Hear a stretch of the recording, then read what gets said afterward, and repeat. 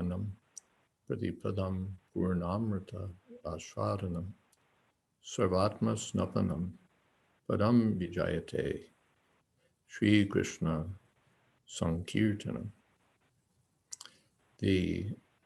As Prabhupada said, Sri Chaitanya Mahaprabhu left these 8 verses, although his followers, the Goswamis, wrote so many books, but the Chaitanya Mahaprabhu especially gave these 8 instructions about Sri Krishna Sankirtan. The Hare Nama, Hare Nama, Hare Nama Eva Kevalam. Kalo Nasteva, Nasteva, Nasteva, Gatir Anyata. Chaitanya Mahaprabhu's external mission is to spread the Sankirtan movement, the Yuga Dharma of chanting the holy names of Krishna. And his internal purpose is to taste love of Krishna. So both of these purposes are achieved through the chanting of Krishna's holy names. Let's see, technical, there we go. Chaita Darpana Marjanam, in the Bhagavad Gita, Tume Navriyate Vaniryata Darpo Malenacha. The eternal pure consciousness of the living being is covered by different degrees of material desire. Sometimes it's compared to the fire covered by smoke, sometimes the embryo covered by the womb, and sometimes to a mirror covered by dust. So here that mirror covered by dust, Chaita Darpana, Marjana, the mirror of the heart, the mirror of our consciousness is cleansed by the chanting of the holy name, Hare Krishna. Chaita Darpana Marjana. This is the whole problem, that our consciousness is contaminated by the association of the material energy. Otherwise, Nitya Siddha Krishna Prema Sadhya Kabunai, love for Krishna is there, naturally, constitutionally present. But Shravanadi Shuddha Chitte Kariyayuga, by hearing and chanting, it becomes revived. So this Sri Krishna Sankirtanam, congregational chanting, will be especially effective. Devotees like Haridas Thakur could chant on and on and on and on, simply japa. But for most of us, we don't have so much patience for sitting and chanting on our own. But anyone can take part in the congregational chanting and feel some ecstasy, feel some happiness, feel that they're rising to the transcendental platform, feel that so many anxieties are being lifted, and that we're coming to a different level of consciousness. By attentively chanting japa also, one can realize these things, but it becomes still easier when there's sankirtan, congregational chanting of the holy names of Krishna, not other kirtan, Kali kirtan, Durga kirtan, this kirtan, that kirtan, Sri Krishna Sankirtan. Hare Nama, Hare Nama, Hare Nama. So Chaita Darpana Marjana. The Prabhupada called it a gradual cleansing process. And that also should be continuously undertaken. It's not that we clean our house once and we say, yep, house is clean, done. But every day, cleaning, cleaning, cleaning, cleaning. So, or any utensil or something that we're cleaning. So first we clean it, then we have to clean it some more, then gradually it starts to look a little clean, then we clean it more and more.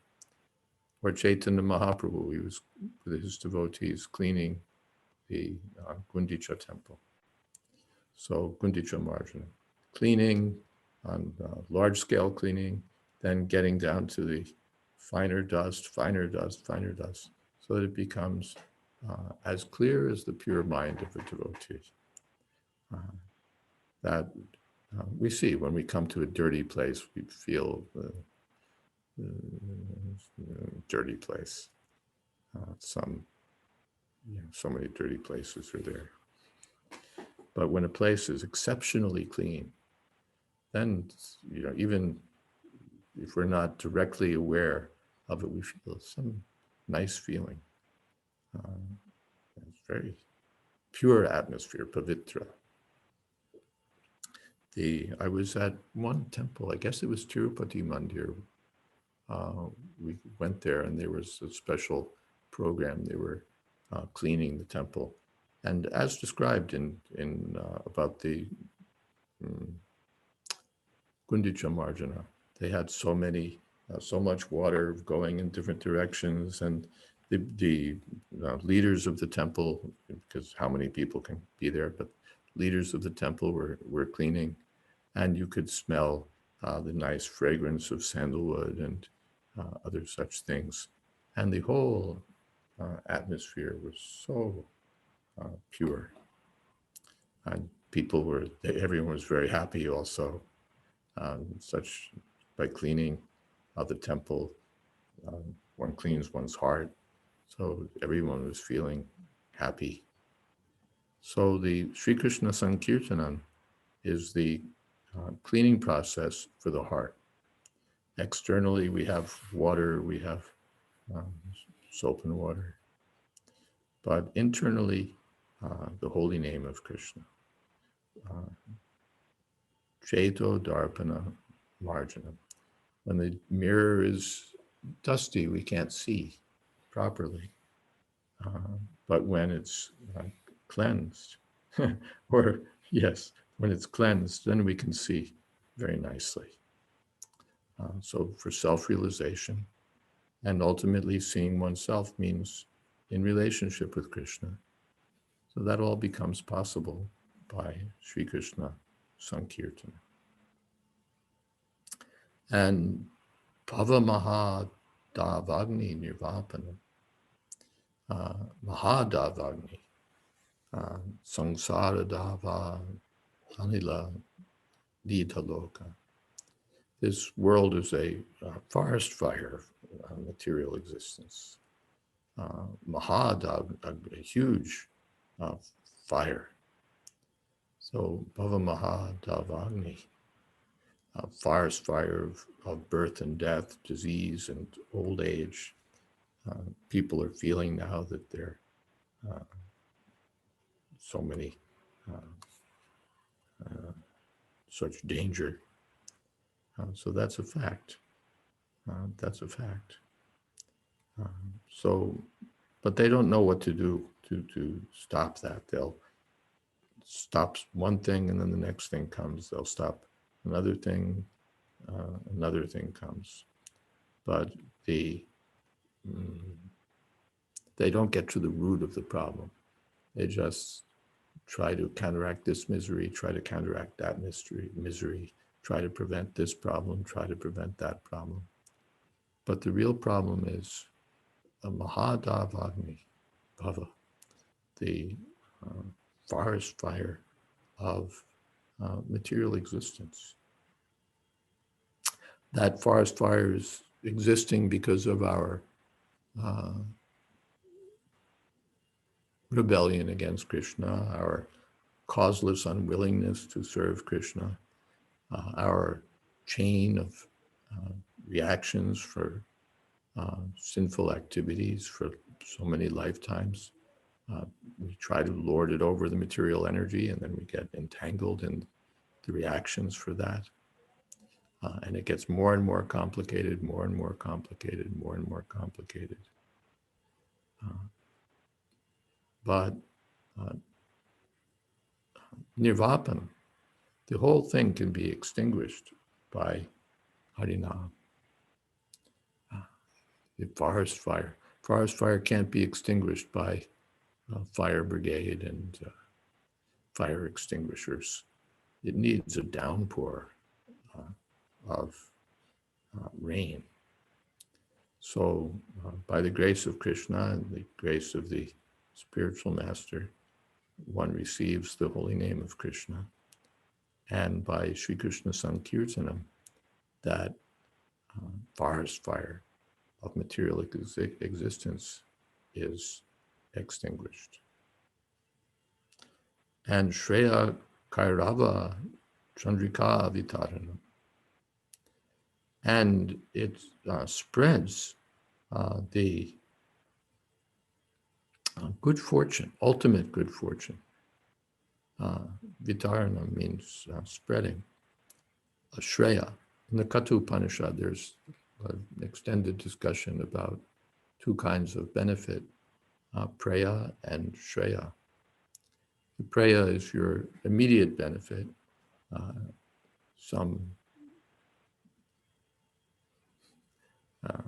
we get some money, we get some food, we get a nice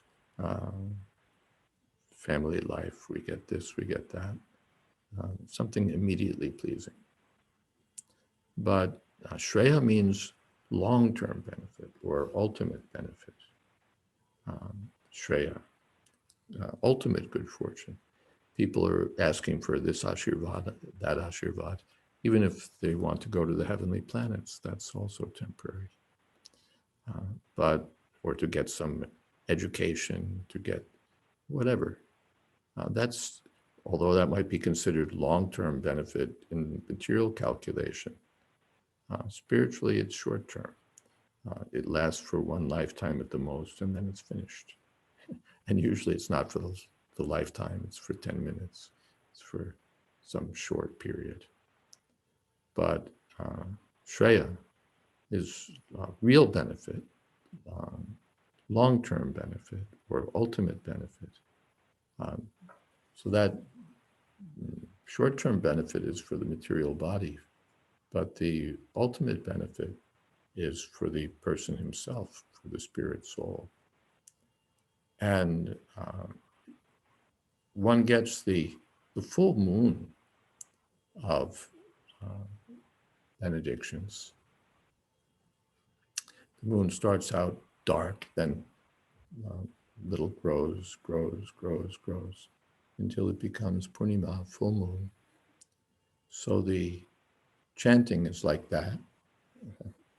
A little benefit, little more benefit, little more benefit, until it becomes full. Full moon means love for Krishna. What is that? The always absorbed in thinking of Krishna.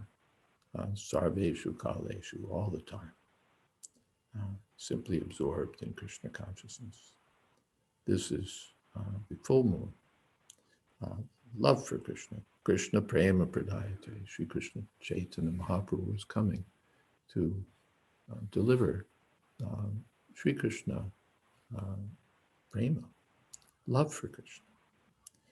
Then actually your Mahadavagni Nirvapanam, that's a lesser benefit. Material existence is extinguished. Even the Mayavadis may achieve extinction of material existence, but they don't get their positive life. Prabhupada compared it to having money and not using it. If you have money but don't use it, there's no benefit. The money has to be active. You invest it, you do something with it. So the spiritual life without activity is like money that's sitting there. You can say, I have so much money, but it doesn't stand for anything. It doesn't do anything. But when you start spending the money, investing the money, uh, purchasing something valuable, uh, mm, uh, extend, growing your capital, then you could say yes. There's money is working. So similarly, just to know aham brahmasmi, uh, that's all right, but then I have to do something. So that doing is devotional service. Rishikena Rishikesha Sevana.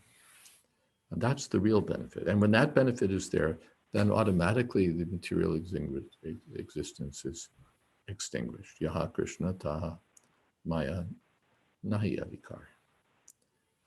Where there's Krishna, there can't be Maya. So Shreya Kareva starts off with a little faith, then association with devotees, then one begins the process of service to Krishna under the guidance of the bona fide spiritual master. Gradually, the unwanted things in the heart are um, cleansed away, and one gets a taste.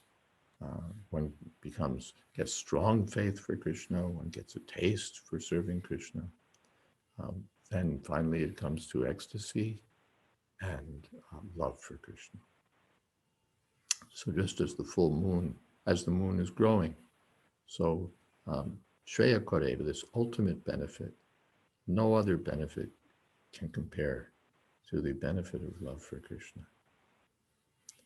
And Vidya Vadujivanam, it's the life of transcendental knowledge. Or it's Raja Vidya, the king of education. What we call education these days is not actually education. It's, well, Bhaktivinoda Thakur says it's avidya, it's actually ignorance. The more one becomes educated, the more he becomes a fool. But because the so-called education is in the bodily concept of life, where's money, where's money, where's money? But there's so many graduates and postgraduates, and they're thinking, I'm this body, life is meant for sense gratification. Where's the vidya? But even a simple farmer, even an illiterate person, anyone can become more learned than the most learned scholar simply by chanting Hare Krishna. That cobbler was sitting under the tree, and he had greater knowledge than the Brahmin, who's simply interested in liberation. The cobbler was a philosopher because he's a devotee of Krishna, so he's chanting Hare Krishna, and he's seeing that Krishna is so great that he can put thousands and thousands of trees within one tree, because each tree will have so many seeds, each seed will have so many trees. So he was a greater scholar than the great Pandit. Or the in South India, the Chaitanya Mahaprabhu met an illiterate Brahmin. He's reading Bhagavad Gita and crying because he's absorbed in thinking of how kind Krishna is to be driving the chariot of Arjuna. So Chaitanya Mahaprabhu said that you're actually the man of knowledge. You're the real scholar of Bhagavad Gita because you have Krishna consciousness. So that vidya, that knowledge, is nourished by Sri Krishna Sankirtan. Krishna himself is all knowledge personified.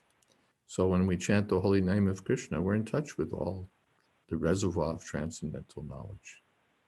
So even a fool can become the most learned person just by chanting Hare Krishna, Krishna Krishna, Hare Hare, Hare Rama, Rama Rama, Hari Hari. And Anandambudhi Bardhanam. Ambudhi means the ocean, and Anandambudhi, the ocean of bliss.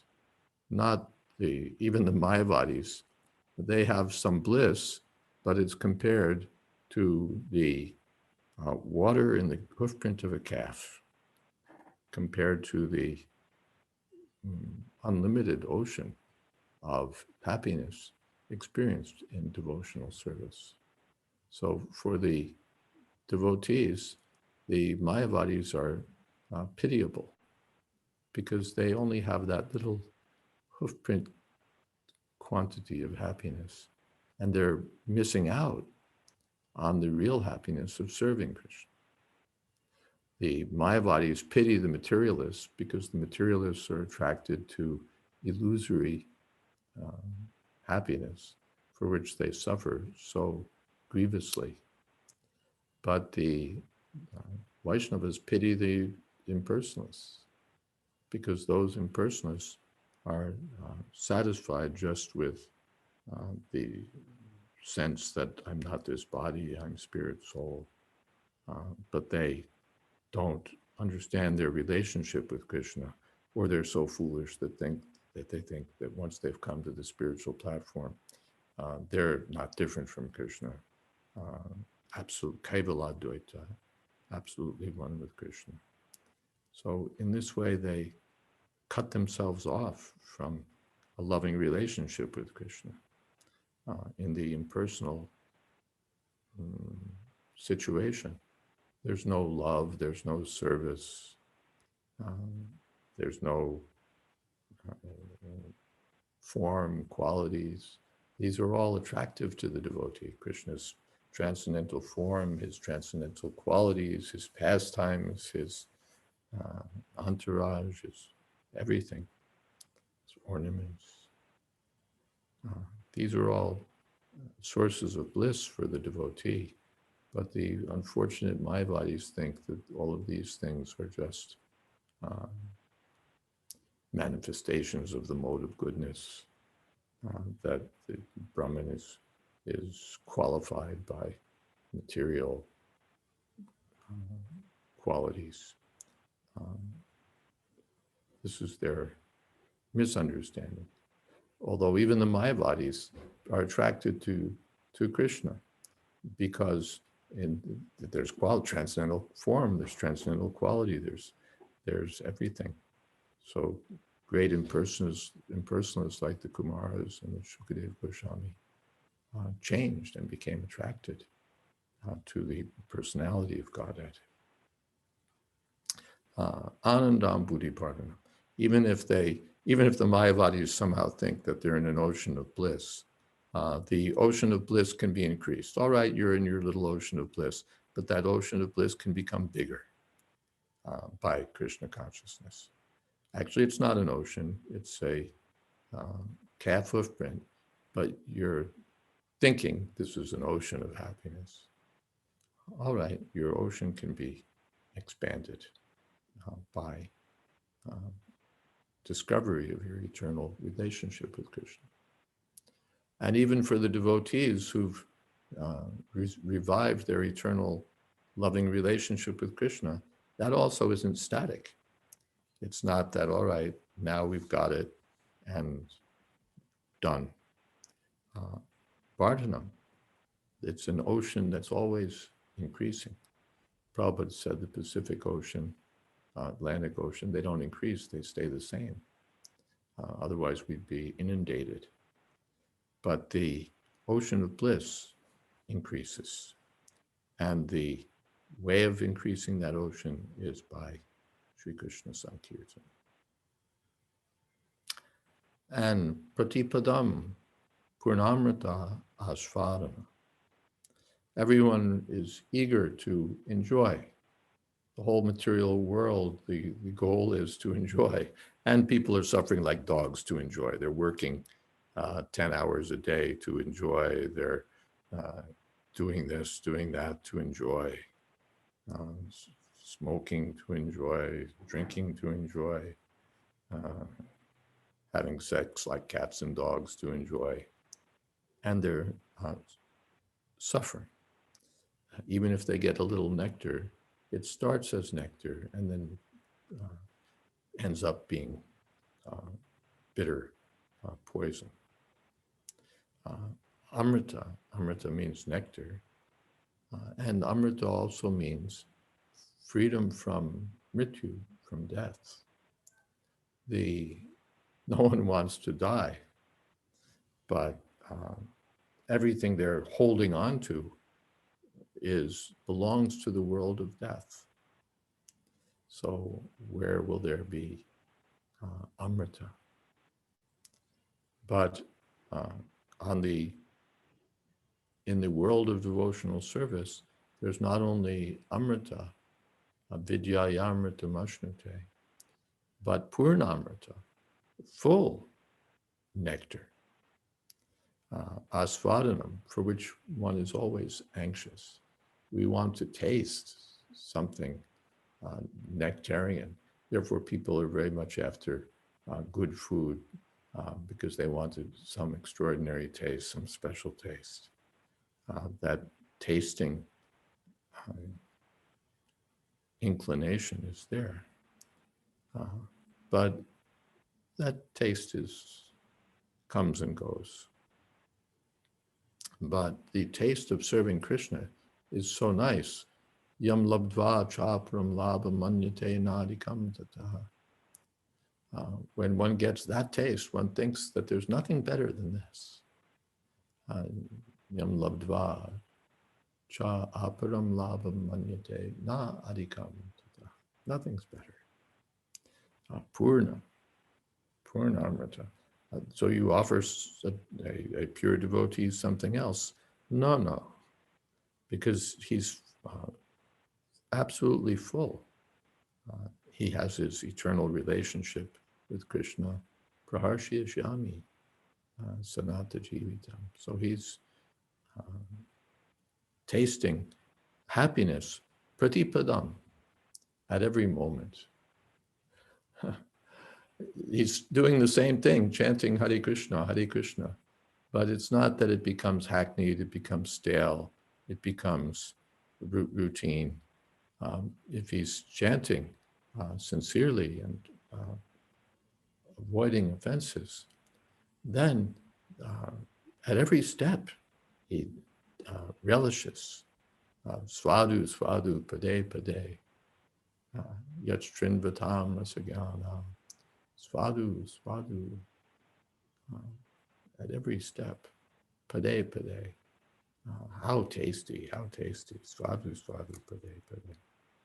So get my screen back. Svadu, pade. So pratipadam at every step. In the spiritual world, there's some discussion. Some devotee asked Srila B.R. Sridhar Maharaj that it seems like in the spiritual world, it's like always the same thing. They're herding cows. They're, they get up in the morning. They have their breakfast. They're decorated with ornaments. They go herd the cows. They come back in the evening. So it seems like it's just the same thing again and again. But Srila Sridhar Maharaj answered that no, it's always relishable. He said, just like every day you have your breakfast, but then every day you think, oh, this is tasty. So pratipadam, not for one day or for one moment, but the more one goes on remembering Krishna, the more one tastes that this is so nice. And how to do that? By Krishna Kirtan. Then at every step, if the kirtan is going on, then kirtan means not only the chanting with kartals, mridanga, but glorifying Krishna. That's kirtan. One time, Srila Prabhupada was speaking with some people, and Satsrup Maharaj was in the next room typing. And typewriters were the old loud technology. But Prabhupada said, I am not stopping him, because that is also kirtan. Typing books, glorifying Krishna. So that's also kirtan. Kirtan is not limited. Of course, the chanting of the holy name is itself unlimited, but then to glorify Krishna is also kirtan. To distribute books, just telling the glories of Krishna, that's also kirtan, Sri Krishna Sankirtanam. Not that only gathering in the temple is Sankirtan, but glorifying Krishna, broadcasting the glories of Krishna. The bhajananandis or the impersonalists go to the Himalayas, to some sacred place, because they're desiring freedom from material existence.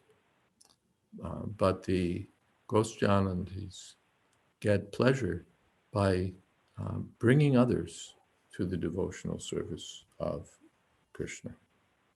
So the Sri Krishna Sankirtan grows in that way also. Shreya Kareva Chandrika Vitaranam. It's not only my own benefit, but spreading benefit to others. Why should I enjoy alone? Let me spread this. Then Anandam Buddhi Vardhanam, just like if there's one person for the kirtan, that's all right. If there's two people, someone can play kartals or mridanga, that's better. 3 people, yeah. 5, 10, 100 devotees chanting. When there are so many, then it becomes more and more ecstatic, more and more wonderful. So this is the benefit of chanting, that chanting will spread chanting. When we chant with the idea of benefiting others, then others also pick up the chanting. Or when we distribute the message of devotional service, others pick up the message of devotional service. And then the devotee becomes more happy and more enlightened also. The person who's only interested in his own enlightenment has a more difficult time than the person who's trying to spread enlightenment, who's trying to enlighten others about Krishna. So that, then Anandam Buddhi Bhardhanam, then the ocean of bliss increases, increasing the number of devotees, increasing the extent of devotional activities. Shreya Kareva Chandrika Vitaranam, doing the actual greatest welfare work for the conditioned souls. Pratipadam Purnamrita Shradam, by spreading Krishna consciousness, the devotee relishes at every moment, thinking, planning how to spread, spread the message of Krishna, engaging in different activities to spread the message of Krishna. These activities become more and more tasty. It's not like material management. We'll sell 50 units and we'll make this much. And then when we make this much, there's not much, so what? I'm not any happier after selling 50 units. Little happiness, but not much. But the devotees, when they see that others are being freed from the clutches of Maya and being and re-engaged in the service of Krishna, then those devotees enjoy still greater pleasure. Yes. So Sarvatma Snapanam. Snapanam means bathing, snan. So Atma Snapanam, bathing the self. It's the same thing, Jayadvaita Margin. There's material bathing, but this is Sarvatma Snapanam, to give everyone the opportunity to bathe in the nectar of Krishna's service. Sarvatmas. So Padam Vijayate, Sri Krishna Sankirtan, the Vijay, victory, and Padam, the greatest victory, greatest glories. There's some glory in karma. There's a little more glory in Gyan. Although to call it glory is over-glorifying. Srila Narottam Das Thakur says, Karma Kanda, Jnana Kanda, Kevala Vishaya Bandha. The Karma Kanda, Jnana Kanda are simply two pots of poison. Why?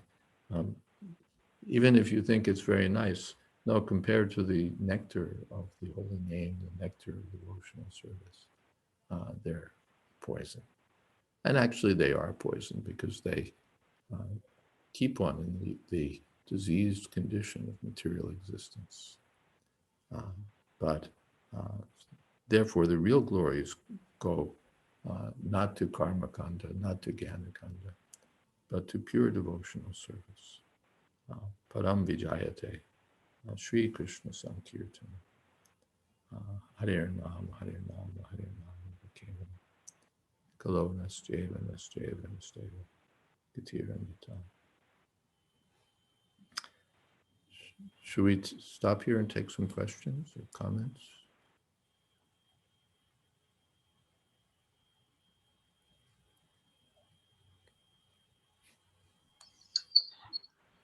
Okay, Guru. Are there any questions for us?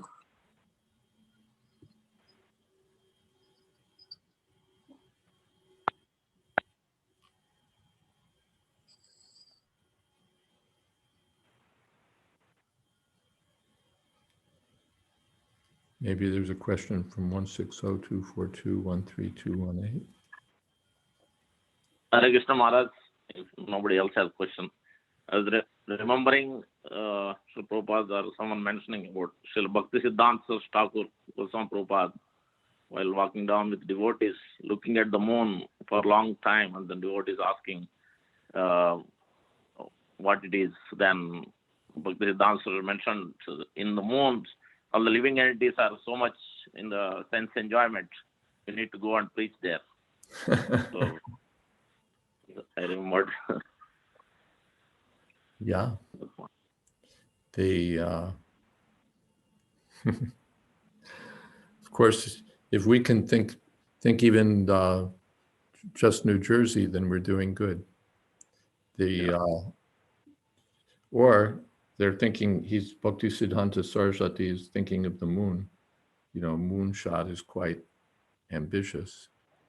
But if we can think about spreading Krishna consciousness, even in New Jersey, and especially I'm always making this point, not just to the Indian community. If you want to shoot for the moon, then there's so many non-Indians also who can benefit from the Sankirtan movement. And you can think about, how do we engage these people? How do we bring these people to devotional service? They're also, of course, it's more difficult. It's easier for those who have the background, those who have the pious activities, those who have something more capital to start with. But Kirata Hunandra Palindapul Kasha Abhira Shambha Yavana Kashadaya Yenye Chapapa Yadapashraya Yanti Tasmai Prabhavishnavena. People from all communities can become Krishna conscious.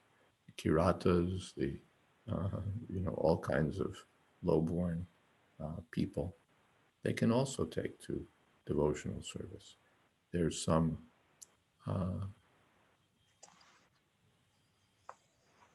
quotation given in Nectar Devotion that there's some province, the people are very dark, and they're not very civilized.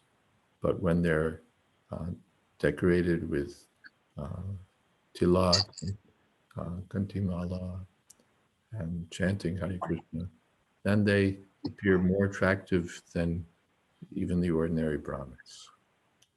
So that's Anandambuli Vardhanam. How to bring everyone, Sarva Atmana, not just the people of a particular religion or the people of a particular community, but how to bring people Sarva Atma. There, after all, everyone is Atma. How to bring everyone to the lotus feet of Krishna. That takes some effort, that takes some willingness. We were hearing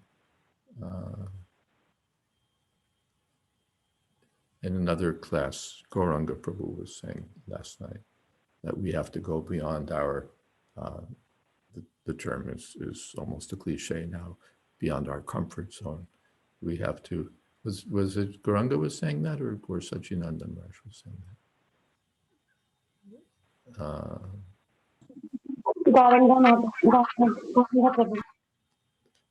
Well, that's good. I can't understand a word you're saying. Gauranga Prabhu was saying last night. Gauranga Prabhu was saying that. Okay. We're getting to hear so much that it's all starting to merge. You know, I don't remember where I heard this from Gauranga, from Lokanath Maharaj, from Sachinandan Maharaj, from Bhakti Chara Maharaj. So yes, so it means not static, not just sticking with what I usually do, sticking with what's comfortable to do, what I'm used to doing, what I know how to do, but thinking how to expand. As Prabhupada himself, he's sitting in Vrindavan, but he's not thinking, I'll live comfortably here in Vrindavan. It's such a nice, fortunate, auspicious place, temple of Jiva Goswami. I'll just stay here the rest of my life. No, he's thinking. First, he's taking all the trouble to go to Delhi, and you know what trouble it is. Just every time you want to move out of Vrindavan, even today, you know, where there's cars and there's trains and there's every facility. But when you want to move out of Vrindavan and go into Delhi, it's so troublesome.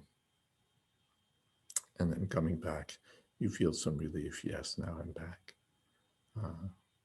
But in those days, Prabhupada's time, still more trouble to go to Delhi, and not just to go, but to somehow or other get paper, somehow or other get books printed, pages printed, get things bound.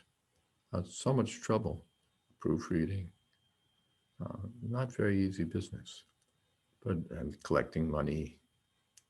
But Prabhupada was doing all of these things, although he was situated in Vrindavan, because he wasn't thinking that just let me be comfortable in Vrindavan, chant the holy name, and be bathed in the nectar of devotional service. But he's thinking how to serve the mission of his Guru Maharaj, how to fulfill the desire of his Guru Maharaj, how to serve Krishna by spreading this Krishna consciousness broadly. And then later leaving India, you know the whole history, so much is there. So that's there because not satisfied just to chant Hare Krishna alone. Shochetato vimukacheta sa indriyartha. Maya sukhaya paramudvahato vimudhan. These fools have created such a rubbish civilization. So I'm very sorry for them, and I want to bring them to Krishna consciousness. This is Prahlad Maharaj. Is that okay? Thank you, Maharaj. Thank you, Hare Krishna. Another comment or question? Yeah, I have a question. So sometimes we see Kirtan has become very popular, and sometimes we see that those who are not exactly following Krishna consciousness, or they don't even accept that Krishna as God or Krishna even exists, they are also doing kirtan. And we also come across some verses like in Srimad Bhagavatam where it says, Sankityam Parihasyam Va, that even if one chants jokingly, mockingly, for musical entertainment, neglectfully, still they get benefit of the chanting.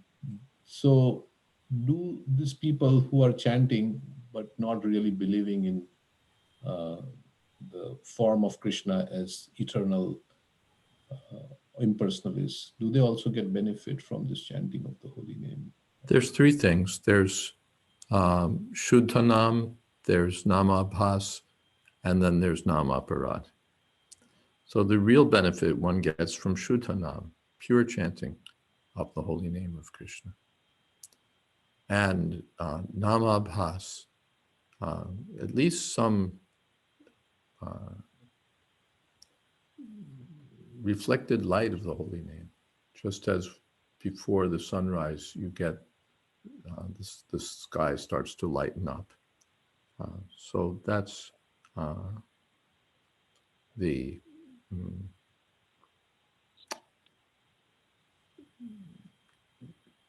that will be there.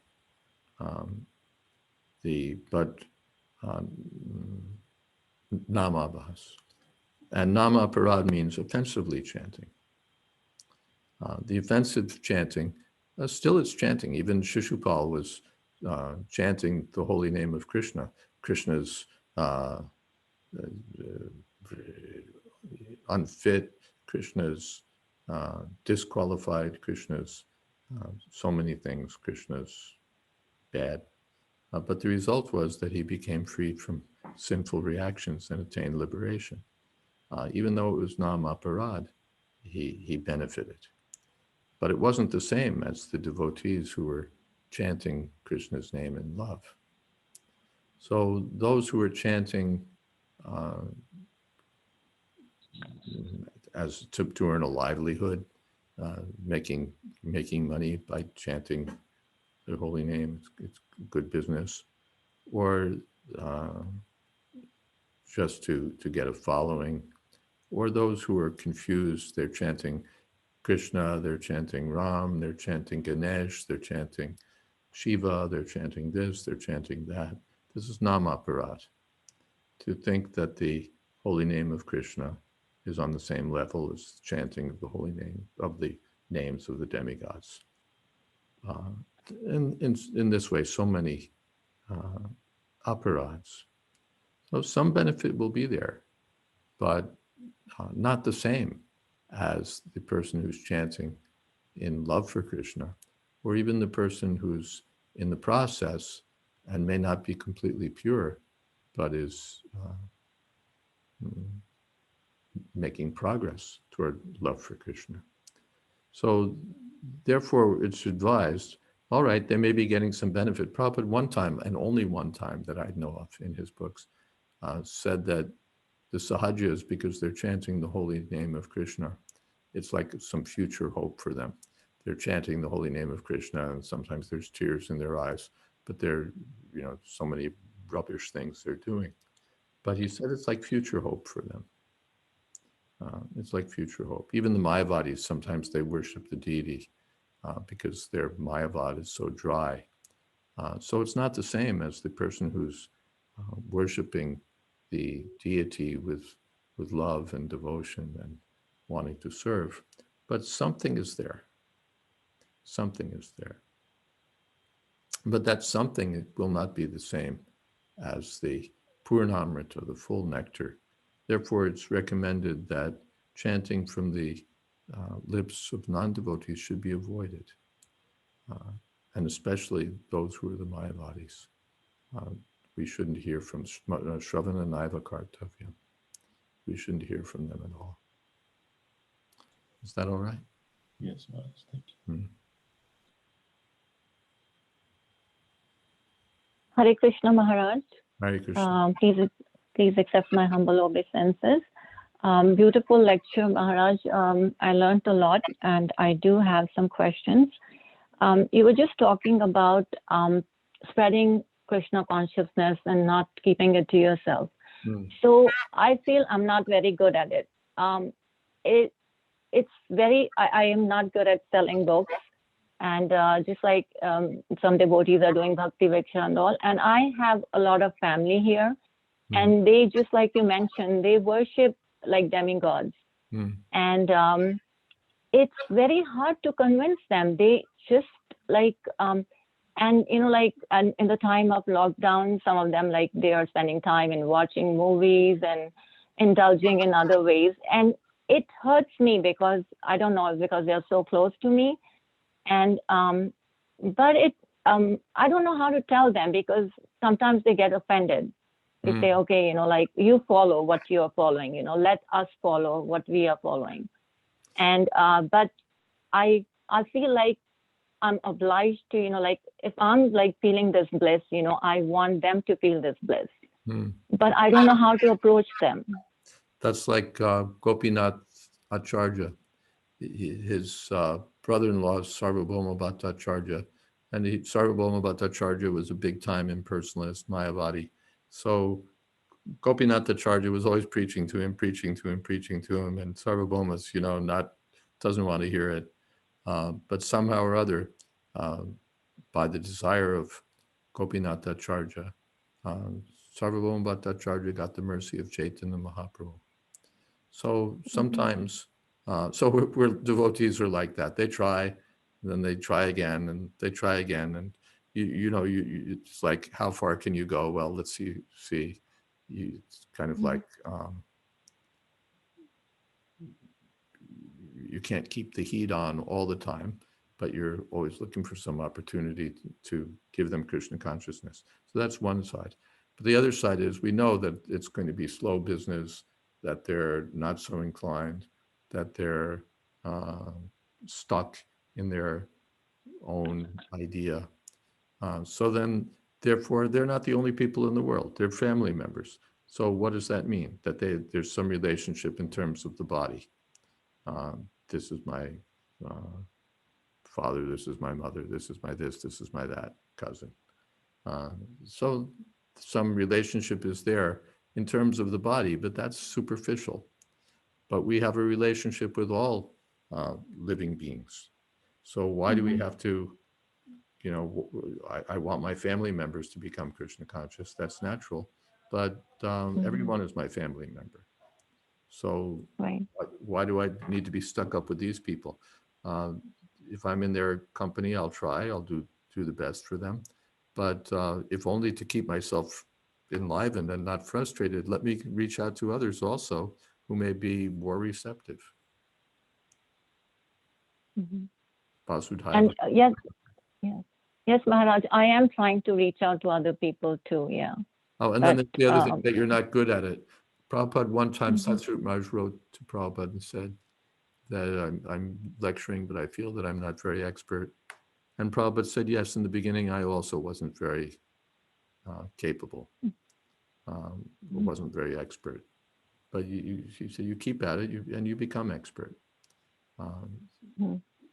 Someone will be more expert at one thing. You find you know what it is that works for you, that you're best able to contribute. Someone is expert at distributing books. Someone is expert in speaking. Someone is expert in kirtan, or someone has more taste for this or this or this. So all those things are there. But even if you're not expert, that's not a disqualification, or that you don't have. Prabhupada told that if even some ordinary brahmachari would sell just a few copies of the magazine that they were producing, then he would say, oh, you are so nice. It was counted that, oh, you are so nice. So it's not that you have to have enormous scores, or that you have to accomplish, headline results. But if you're able to do anything, if even one person benefits, then how wonderful. How wonderful. And you don't know what will happen. And once you get started, you become more capable, more capable. Yes. Yeah, Maharaj, I just wanted to share something about what you just said. So there was one person who used to always like criticize what I did. And now after so many years, the same person has started taking, we were talking about Bhagavatam, and, she's reading in Hindi, and she showed interest, and I was able to forward lectures of the Bhagavatam that Lal Govindji is giving these days. And she is like so blissful right now. And yes, just even that response from her is just making me so happy, because I feel like I'm bringing her closer to Krishna. Yeah. So, and I feel like Krishna is responding because I have the desire to spread it, so like even one person, just like you said, I can relate to what you're saying. Ananda Buddhi Vardhana. Yes. And Maharaj, I had another question. So I feel that, yes, definitely feel that the heart is getting cleansed. Like with the chanting over the years, like I'm a better person than what I was before I started chanting. But I, still so many offenses, like, and it's not only, I know it's not only me who does it, because I've seen other devotees in the temple also lose their temper. But for example, we did 3 hours of Japathon this morning, or like every Sunday. And then like you go down and, like the kids in the house, you see a sink full of dishes, like for me, I start losing my patience. I'm getting better at it. I'm controlling it, but it's very difficult for me, when I see like anyway, somebody, it's good for them. like it's good for them. You nonsense. How can you fill this sink with dishes and leave it dirty? Good. Be angry. It's a good cause. Yeah. So like you feel like you're losing it, and like sometimes you lose your patience, like, and I feel like at least you feel like you're losing it. Those who are less I do. less advanced, Yeah, I feel they don't even feel it. They just lose it. Yes, and I feel like this is a test from Krishna. That's good. I feel Krishna is testing me, and I tell Krishna I failed the test. I failed it. So it's funny. I communicate with Krishna, and I said, "Yeah, you put me through a test, and I failed it." So I keep trying, and when I don't, at the same time, okay, even if I control myself, sometimes it keeps bothering me for some time. Like sometimes it's hard to forgive somebody, or like you're holding a grudge. So how does that affect our bhakti? I feel like my 3 hours of chanting has just gone down the drain in a second, when I lose my temper or I lose my patience. Yeah, therefore Prabhupada called it a gradual cleansing process. We try, we fail, we try, we fail. Probably you learned to ride a bicycle the same way I did. The process is basically falling down. Right. Right. You you fall down a few times and you think, you get up again. I don't really want to learn to ride a bicycle anyway, But then you get some encouragement, and then you're riding very nicely. Okay, so just keep trying. I know I'm getting better, but it just bothers my conscience, when I like, especially after my chanting, right after my chanting, if I am like, what did I benefit from my chanting it if I'm losing my temper? So that's good. If you feel that now I've chanted 3 hours and I've attained the Paramhansa platform, that may not be as good as thinking that, what is the use of my chanting? I'm not really making enough progress. Just don't give up. As long as you think that, anyway, let me go on trying, then practice will come to perfect. Thank you so much, Maharaj. Thank you. Hare Krishna. Hari Bol. What are my orders, Madhupati?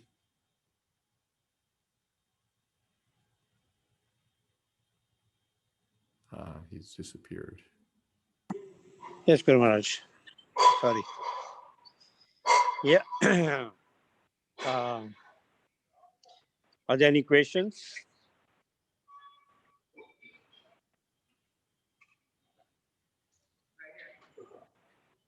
Thank you, Guru Maharaj, for a wonderful class on Sixastakam. Thank you. You're also giving a Sunday class next Sunday, May 3rd. Yeah, 6:30, Yes, Guru Maharaj. 7 o'clock. 7 o'clock. Okay. Yeah, now we are doing 7 o'clock. Okay. I'm giving class today also in England. Yeah, I saw that. I'm here at the temple. I see. I have to perform a wedding. What's that? I have to perform a wedding. A wedding. Yeah. With the coronavirus and everything, people are still getting married. Yes. Anyway, Nothing stops them, huh? Hare Krishna. All right. Okay, Guru Maharaj. Wedding with my face mask on. Actually, anyway, I would say. Okay. That's good. Then you'll be protected from the virus. Okay, Guru Maharaj. Thank you. Hare Krishna. Yeah. Krishna Naman Prabhu has some announcements. Hare Krishna.